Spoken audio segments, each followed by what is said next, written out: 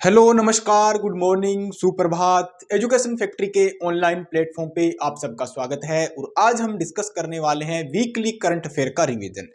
तो आज हम डिस्कस करेंगे 6 जनवरी से लेके 12 जनवरी तक जितनी भी हमने जो करंट अफेयर की क्लासें की थी उनका जल्दी से एक बार फटाफट रिवीजन करने वाले हैं, जिससे आपका रिवाइज भी हो जाए और आपको पता भी रहे हमने क्या कुछ पढ़ा था।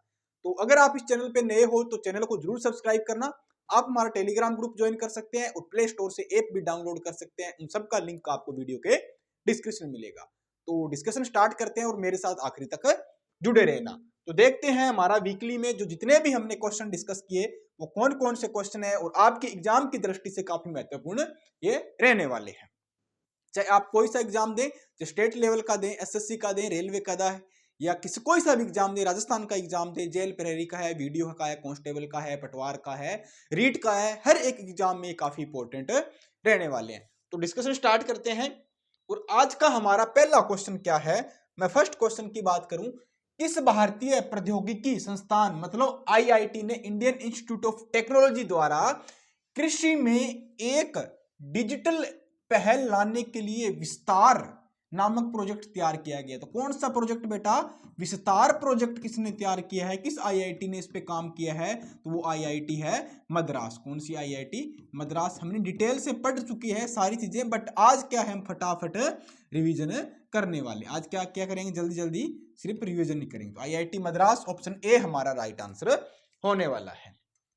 क्वेश्चन नंबर सेकंड, अभी हाल ही में बिहार के नए राज्यपाल कौन बने हैं? तो आपको पता है 3-4 राज्यों के राज्यपाल चेंज किए गए थे, उसमें बिहार के राज्यपाल भी चेंज हुए हैं। तो बिहार के जो नए राज्यपाल बने हैं उनका नाम है आरिफ मोहम्मद खान। कौन है? Arif Mohammad Khan. Option B is the right answer. अभी हाल ही में किसे यूआईडीआई का मुख्य कार्यकारी अधिकारी सीईओ नियुक्त किया गया?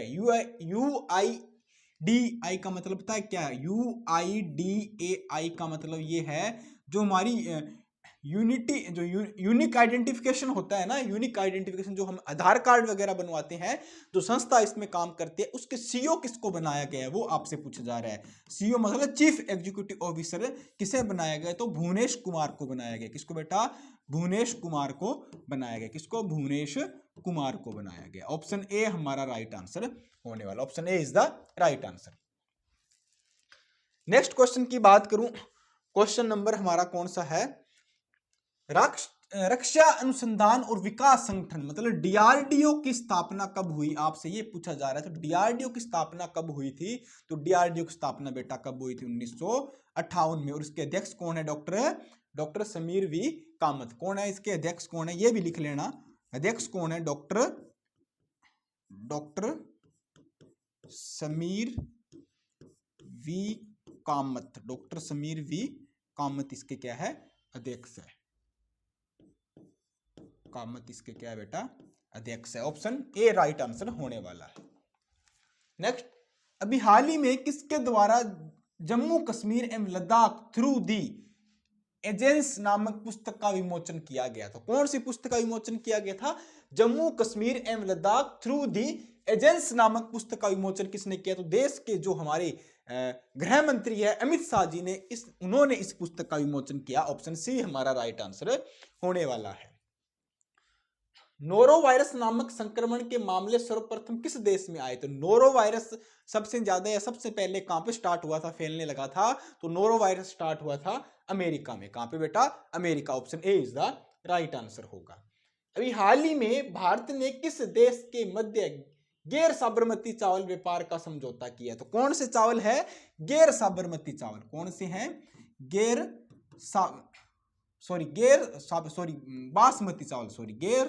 बासमती चावल। गैर बासमती। साबरमती तो भैया नदी है, गलती से हो गया। चलो, गैर बासमती चावल किस किन देशों के बीच में हुआ है? तो ये भारत और इंडोनेशिया के बीच में हुआ है। किसके बीच में? भारत और इंडोनेशिया के बीच में समझौता। Option A is the right answer. राष्ट्रीय पक्षी दिवस कब मनाया जाता है? तो राष्ट्रीय पक्षी दिवस की बात करें तो ये 5 जनवरी को आता है। कब आता है? 5 जनवरी को। सारी चीजें हमने डिटेल से पढ़ रखी है। अगर इनकी पीडीएफ चाहिए आपको टेलीग्राम ग्रुप में ले लेना जाके, ठीक है, वहां ऑलरेडी सेंड कर रखी है। 31वां राष्ट्रीय बाल विज्ञान कांग्रेस कहां पे हो रही है? तो बाल विज्ञान कांग्रेस की बात करें, ये भोपाल मध्य प्रदेश में आयोजित होने जा रही है। कहां पे? Bhopal Madhya Pradesh. Option B is the right answer होगा। One nation one subscription scheme सरकार किसके द्वारा लाई गई है? तो वन नेशन वन सब्सक्रिप्शन जो स्कीम है सरकार ने किसके लिए लाई है? यह स्कीम छात्रों के लिए, स्टूडेंट है जो रिसर्च करते हैं, जो स्कॉलर है, जो अपनी रिसर्च से संबंधित पढ़ाई करते हैं, उन कैंडिडेट के लिए स्कीम लाई गई। जैसे one nation one ration card हो गया, ठीक है, ये अनाज से संबंधित हो गई। वन नेशन वन इलेक्शन हो गया, ये इलेक्शन से संबंधित हो गई। इसी तरह one nation one subscription scheme लाई गई है, ये छात्रों के लिए लाई गई। किनके लिए? छात्रों के लिए। Option A is the right answer होगा। अभी हाल ही में किस भारतीय लेखिका को अंतरराष्ट्रीय फिल्म महोत्सव पद्म पद्म पद्मपाणि अचीवमेंट अवार्ड दिया गया? कौन सा बेटा? AIFF 2025 किसको मिला? AIFF 2025 किसको दिया गया है? तो ये मिला है साई प्राजपे को। किसको बेटा? साई प्राजपे को मिला है। Option A is the right answer होने वाला है। नेक्स्ट बात करूं, अभी हाल ही में किस बैंक ने हर घर लखपति दीदी, जो हर घर लखपति योजना लॉन्च की है? जो लखपति दीदी योजना चलती है उससे ही संबंधित है ये हर घर लखपति। मतलब इसमें महिलाओं को सशक्तिकरण की बात हुई, वुमेन एम्पावरमेंट की बात हुई है, उनको लोन देने की बात हुई है। तो हर घर लखपति योजना किस बैंक द्वारा स्टार्ट की गई है? तो बेटा ये SBI द्वारा स्टार्ट की। किसके द्वारा? SBI ने स्टार्ट किया। ऑप्शन बी इसका राइट आंसर होने वाला है। पूरी डिटेल से हर एक चीज हमने ऑलरेडी, जो डेली हमारी करंट अफेयर की क्लास होती है सुबह 8 बजे, उसमें हमने डिस्कस कर रखी है। तो आप वहां जरूर जुड़े। रेगुलर 8 बजे आपको करंट अफेयर की क्लास मिलती है, उसमें आए। वहां हमने ये सारी चीजें डिटेल के साथ पढ़ रखी है। और आज हमारा क्या मकसद है? इनको जल्दी जल्दी रिवाइज करना है।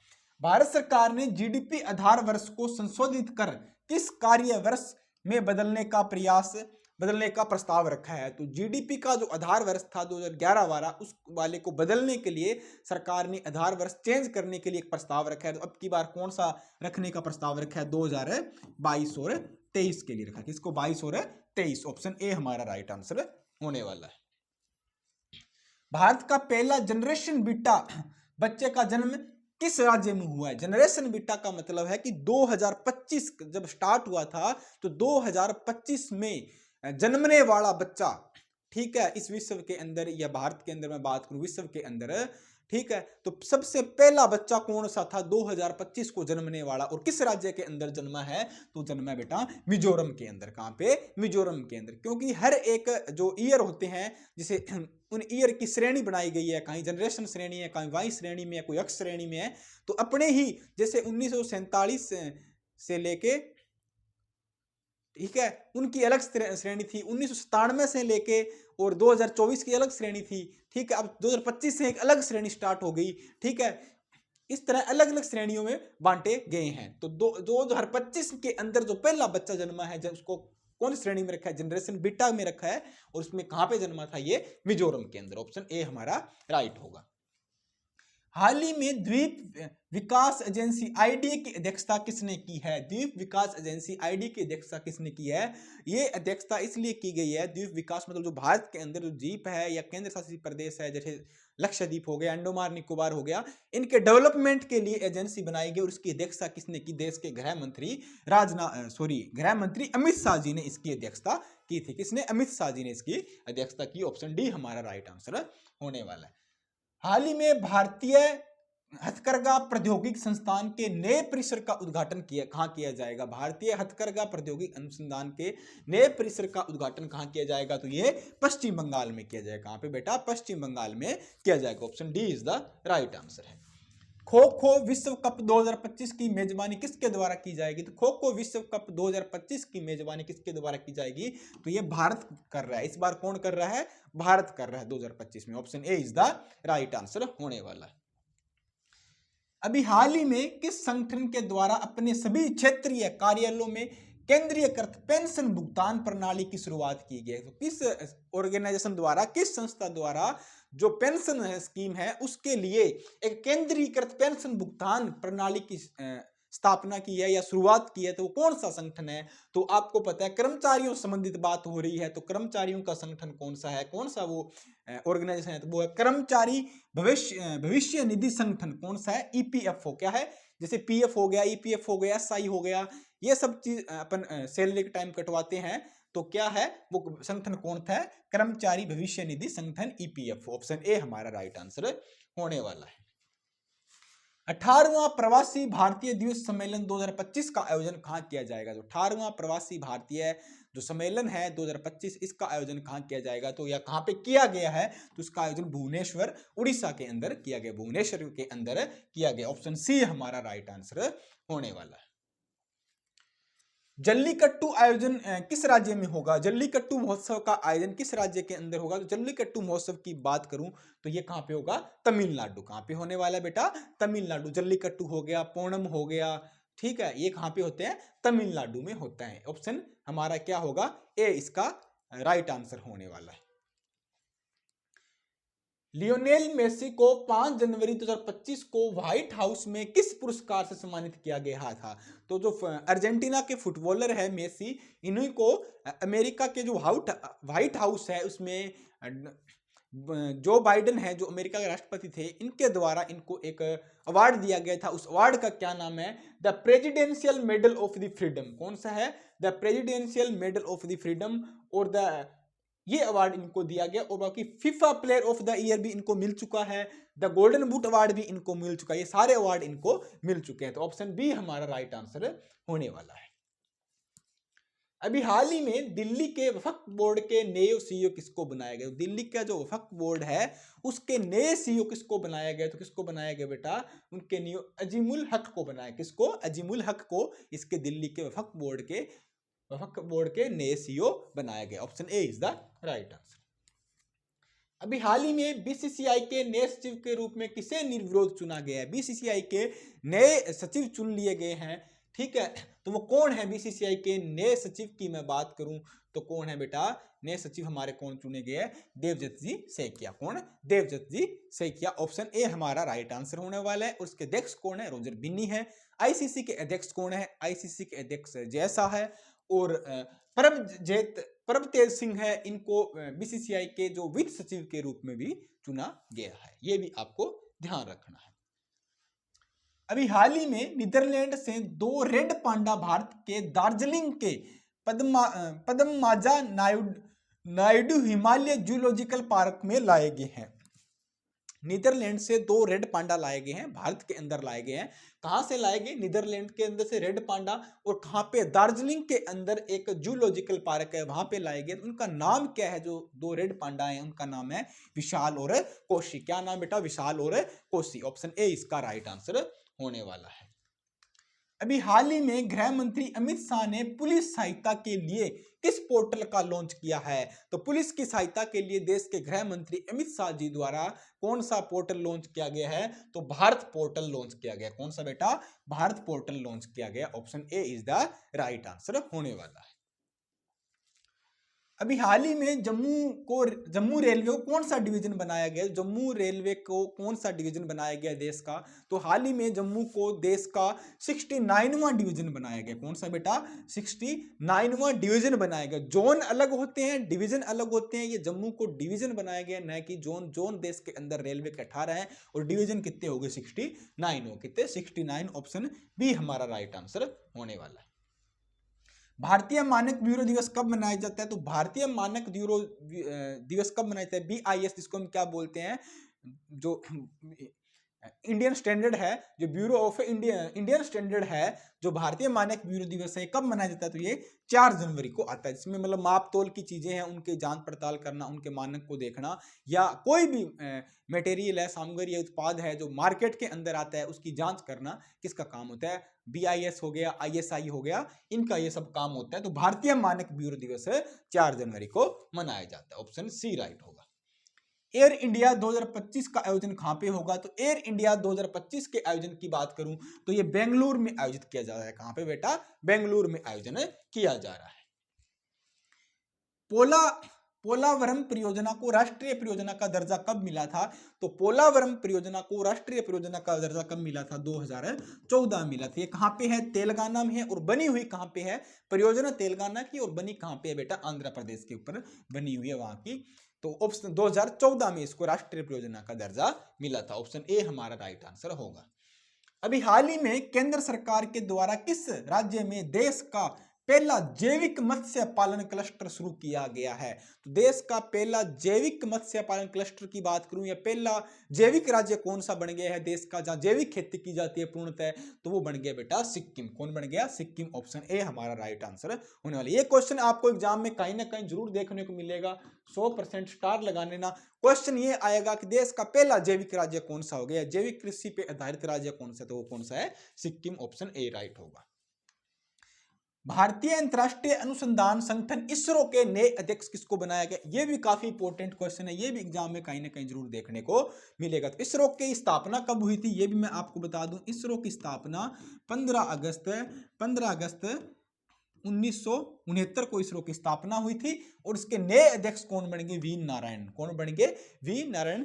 किसकी जगह ली है? सोमनाथ सिंह जी की जगह इन्होंने ली है। ऑप्शन ए हमारा राइट आंसर होने वाला है। अभी हाल ही में भारत की पहली तटीय और वेडर पक्षी जनगणना किस राज्य में की जाएगी?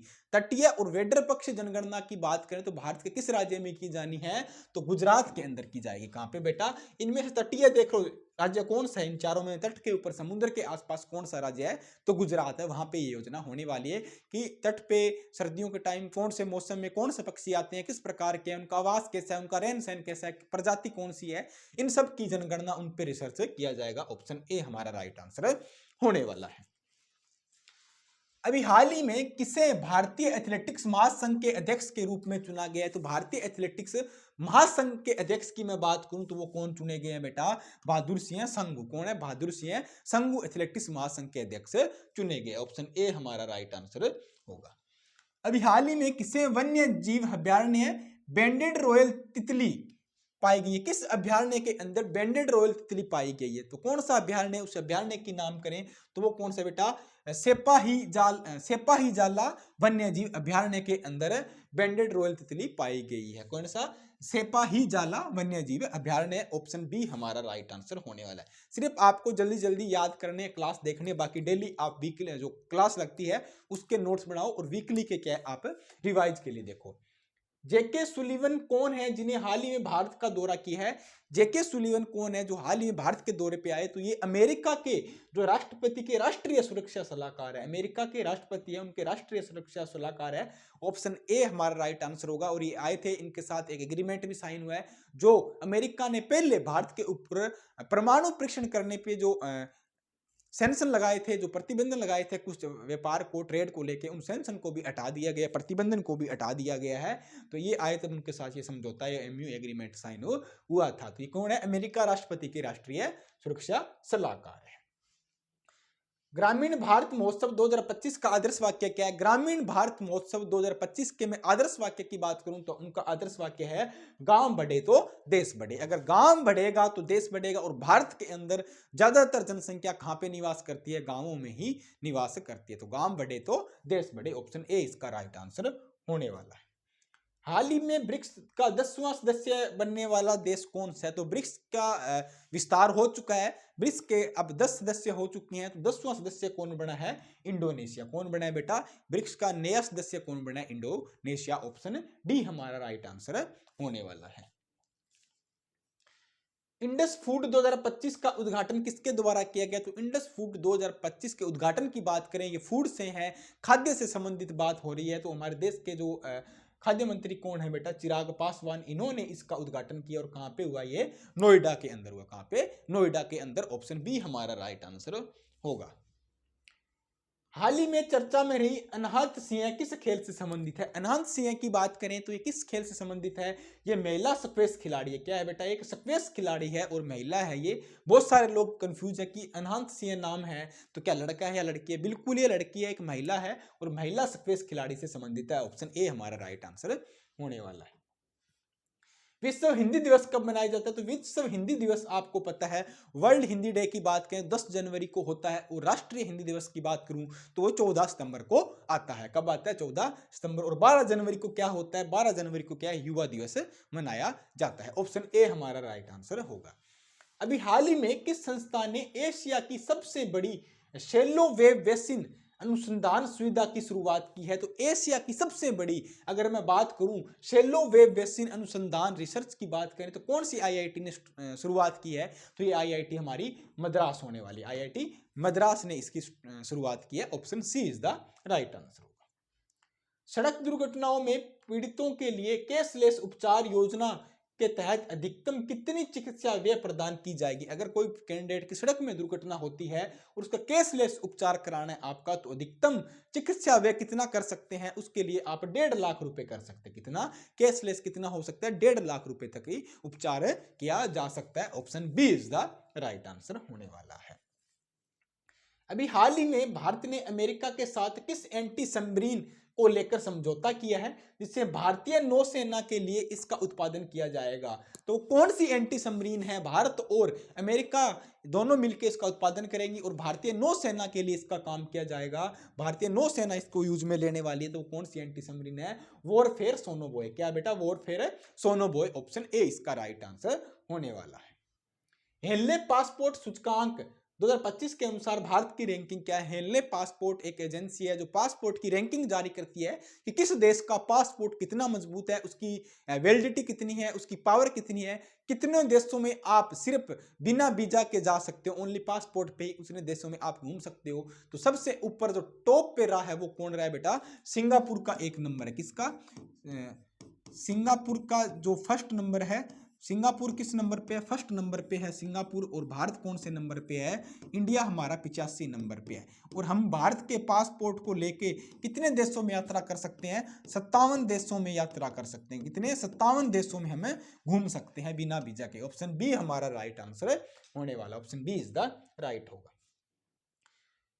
तुलारेमिया या रेबिट फीवर का संक्रमण किस प्रकोप या किस देश में देखने को मिला है? सबसे पहले बात करूं या रेबिट फीवर सबसे ज्यादा, या वायरस की बात करें अब की बार, ये कौन से देश में सबसे ज्यादा देखने को मिला है? तो ये सबसे ज्यादा आपको अमेरिका देश में मिलेगा। कहां पे? अमेरिका के अंदर देखने को मिला है। Option A is the right होगा। अभी हाल ही में किस राज्य ने शिक्षा में गुणवत्ता और सुधार के लिए गुणो उत्सव 2025 का शुभारंभ किया है? गुणो उत्सव 2025 का शुभारंभ किस राज्य ने किया है? आपकी एजुकेशन है, आपकी शिक्षा है, उसके क्वालिटी को इंप्रूव किया जाए, उसमें सुधार किया जाए। तो इसलिए जो राज्य करने वाला कौन है बेटा? असम है। कौन है? Assam. Option A is the right answer है। भारतीय अक्षय ऊर्जा विकास एजेंसी लिमिटेड की स्थापना कब हुई? तो भारतीय अक्षय ऊर्जा विकास एजेंसी लिमिटेड की बात करें, जो रिन्यूएबल एनर्जी पे बात करती है, जैसे हाइड्रो हो गया, विंड हो गया, सोलर हो गया, पवन हो गया, इन पे अगर बात करें नवीनीकरण ऊर्जा पे, तो इस एजेंसी की स्थापना कब हुई थी? 1987 में। कब हुई थी बेटा? 1987। ऑप्शन बी इसका राइट आंसर होगा। हाल ही में किस राज्य ने अपने वन पारिस्थितिकी तंत्र को सकल घरेलू उत्पाद जीडीपी से जोड़ा है? जीडीपी के अंदर जोड़ने वाला वन को देश का पहला राज्य कौन सा बन गया? या हाल ही में किस राज्य ने जोड़ा है वनों को जीडीपी के अंदर? तो वो राज्य है बेटा छत्तीसगढ़। कौन है? छत्तीसगढ़। ऑप्शन ए हमारा राइट आंसर होने वाला है। तो ये हमारे आज के करंट अफेयर का वीकली रिवीजन था, जो कि हमने एक वीक का पूरा जल्दी जल्दी कवर कर लिया, जिसमें हमने एमसीक्यू देख लिए। उम्मीद करता हूं आपको पसंद आए होंगे, अच्छे भी आए होंगे।